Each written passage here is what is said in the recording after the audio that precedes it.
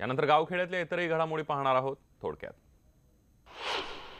मंगळवेढा तालुका दुष्काळात होरपळत असताना सरकारनं नोव्हेंबर महिन्यामध्ये मका आणि ज्वारी पेरण्यास बियाणं दिलंय। यावर्षी पावसाची अवकृपा झाल्यानं तालुक्यात खरीप आणि रब्बी हंगाम वाया गेलाय।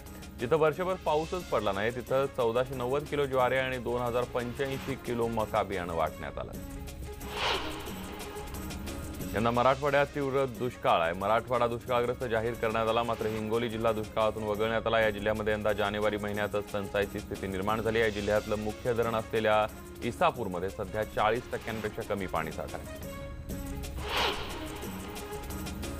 जागा वाटपाबद्दल चर्चा सुरू असून जागा वाटप निश्चित होत आल्याची माहिती माजी केंद्रीय गृहमंत्री सुशीलकुमार शिंदे यांनी दिली आहे। जावडेकरांनी महाआघाडीकडे पंतप्रधान पदासाठी चेहरा नसल्याचा आरोप केला। त्याला प्रत्युत्तर देत शिंदेंनी महाआघाडीकडे चेहरा नाही तर चेहरे असल्याचं म्हटलंय।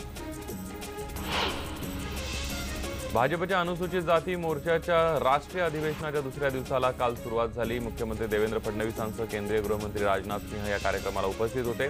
अधिवेशनामध्ये समाप्तीनंतर आलेल्या पदाधिकारी, आमदार आणि खासदारांची दीक्षाभूमी संघभूमी भेट आयोजित करण्यात आली होती। पश्चिम महाराष्ट्रातील अनेक शेतकऱ्यांनी आपल्या विविध मागण्यांसाठी मोर्चा काढला। अर्धनग्न अवस्थेत मंत्रालयाच्या दिशेने शेतकऱ्यांचा हा मोर्चा निघाला होता, पण मानखुर्द पोलिसांनी मानखुर्द इथं हा मोर्चा अडवला होता। 28 जानेवारीला पुण्यात साखर आयुक्तालयावर ऊस उत्पादक शेतकरी मोर्चा काढणार आहेत। एक रकमी एफआरपी किंवा उर्वरित एफआरपी घेतल्याशिवाय मागे हटणार नाही असा पवित्रा शेतकऱ्यांनी घेतलाय। त्यामुळे पुन्हा एकदा साखरेच्या मुद्द्यावर राज्यातलं वातावरण पेटण्याची चिन्ह आहे। मुरबाडमध्ये एका 2 वर्षाच्या चिमुरडीची गळा दाबून हत्या केल्याची धक्कादायक घटना समोर आली आहे। धक्कादायक बाब म्हणजे गावातीलच 10वीत शिक्षण घेत असलेल्या विद्यार्थिनीनेच या चिमुरडीची हत्या केल्याचं पोलीस तपासात उघड झालंय। मनमाडमध्ये एका विवाहित प्रेमीयुगुल जोडप्यानं गळफास लावून आत्महत्या केल्याचा धक्कादायक प्रकार समोर आला। नाशिकच्या बागलाण तालुक्यातल्या पठारे दिगर इथली ही घटना आहे। इंदापूर तालुक्यातल्या अंथुर्णे इथल्या सोनाराच्या दुकानातून भरदिवसा दुकानदाराची नजर चुकून हातचलाखीनं 2 अज्ञात चोरट्यांनी सोन्याचे दागिने लंपास केले असून सुमारे 22,000 रुपयांचा ऐवज चोरल्याची घटना समोर आली।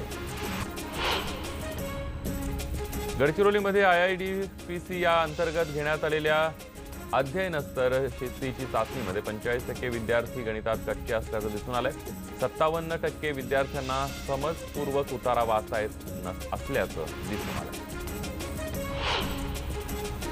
अलिबाग जवळच्या समुद्रातील कुलाबा किल्ल्यावरील 3 दुर्लक्षित तोफांना जीवदान मिळाले। सह्याद्री प्रतिष्ठानने या तोफांसाठी तोफगाडे उपलब्ध करून दिले।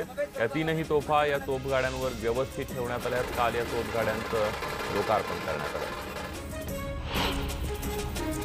पंढरपूर इथल्या श्री विठ्ठल रुक्मिणी मंदिर आणि मंदिर समितीच्या अखत्यारीत असलेल्या 28 परिवार देवतांच्या मंदिराची पुरातत्व विभागाकडून पाहणी करण्यात आली आहे। श्री विठ्ठल आणि रुक्मिणी मंदिराला मूळ रूप देण्यासाठी लवकरच एक अहवाल मंदिर समितीला सादर केला जाणार आहे। वर्धा जिल्ह्यातल्या हिंगणघाट शिवाराच्या वेळा इथल्या शेतकऱ्यांच्या शेतमालाला आग लागली। या आगीमध्ये 80 लाखाचा शेतमाल जळून खाक झालाय। 600 क्विंटल कापूस, 200 क्विंटल चणा, 200 क्विंटल तूर आणि शेतमाल साहित्य जळून खाक झालं। औरंगाबाद इथल्या विभागीय कारागृहात एका कच्च्या कैद्याचा संशयास्पद मृत्यू झाला। योगेश राठोड या कैद्याचं नाव असून हर्सुल जेलमध्ये ठेवण्यात आलं होतं। त्यानंतर गंभीर जखमी अवस्थेत त्याला घाटी रुग्णालयामध्ये दाखल करण्यात आलं।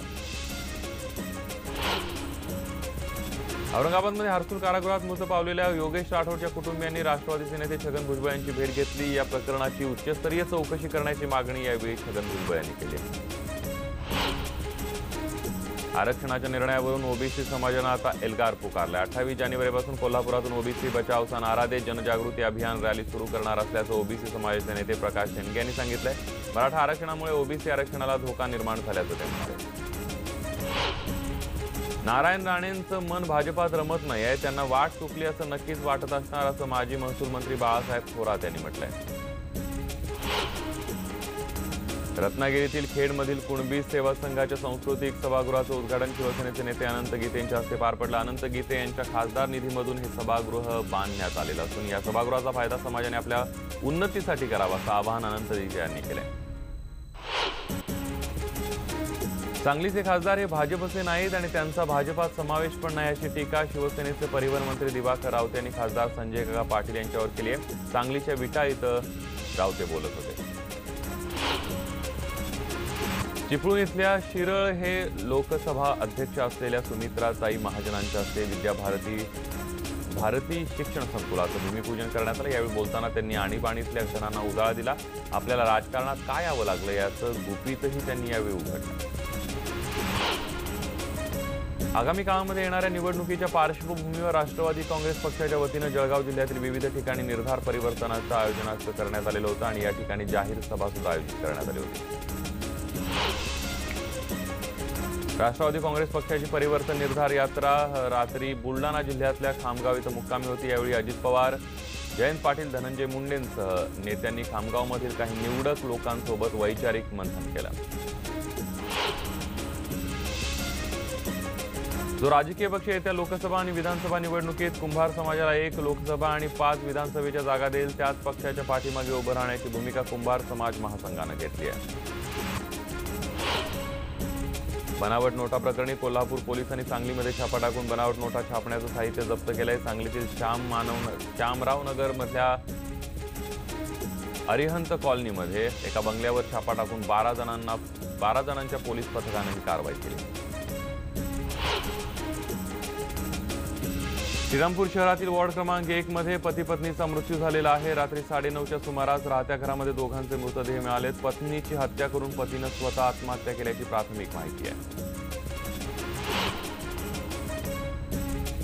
पुलगाव नजीक कवठा शिवारात शेतातील विहिरीमध्ये अंदाजे 3 ते 4 वर्षाच्या चिमुकल्या मुलीचा मृतदेह आढळलाय। हा प्रकार रस्त्यानं जाणाऱ्या शेतकऱ्याच्या लक्षात येताच पोलिसांना माहिती देण्यात आली। मुदरगाव मार्गावरील रस्त्याच्या बाजूला आकडे यांच्या शेतातील विहिरीमध्ये एक अनोळखी मुलीचा मृतदेह असल्याची माहिती मिळाली। जुन्नर तालुक्यातील कावळपिंपरी गावामध्ये काही अज्ञात समाजकंटकांनी पपईची बाग नष्ट केल्याचा धक्कादायक प्रकार घडलाय। सदाशिव नामदेव पाबळे या शेतकऱ्याची पपईची बाग काही अज्ञात व्यक्तींनी रात्री कोयत्याच्या सहाय्याने मुळापासून नष्ट केली आहे। भुसावळ शहरातील श्रीराम मंदिर आणि मोठ्या मशिदी दरम्यान असलेले अशोक अण्णाजी सराफ या दुकानात चोरट्यांनी सफाईदारपणे चोरी केली आहे। दुकानाच्या छतावरील लाकडी दरवाजा तोडून पहाटे 2 चोरटे आत शिरले असून कुलूपबंद असलेल्या दरवाजाला चोरांनी बाहेरून धक्का मारल्यानं कडा कोंडीही निघाली। आंबेगाव तालुक्यातील कळम या गावामधील शेतकरी मारुती कहडले यांच्या घराशेजारी लावण्यात आलेल्या पिंजऱ्यामध्ये 4थ्या दिवशी बिबट्याची 4 ते 5 वर्षांची मादी जेरबंद झाल्याची घटना घडली आहे। त्यामुळे परिसरात भीतीचं वातावरण निर्माण झालं। घाटंजी वन परिक्षेत्रामध्ये येणाऱ्या कवठा इथं 7 ते 8 महिन्यांचा बिबट्या मृतावस्थेत आढळून आला। या घटनेमुळे परिसरात खळबळ उडाली असून भीतीचं वातावरण निर्माण झालं। परभणी जिल्ह्यातील रस्त्यांची अवस्था दयनीय बनली असून ठिकठिकाणी मोठ्या प्रमाणावर खड्डे आजही कायम आहेत। ग्रामीण भागातील रस्त्यांवर तर या खड्ड्यांची संख्या मोठी असून या रस्त्यांमुळे नागरिकांना मोठ्या अडचणींचा सामना करावा लागतोय। धुळे जिल्हा आणि सत्र न्यायालयाच्या नूतन इमारतीचं मुंबई उच्च न्यायालयाचे मुख्य न्यायमूर्ती नरेश पाटील यांच्या हस्ते उद्घाटन करण्यात आलं।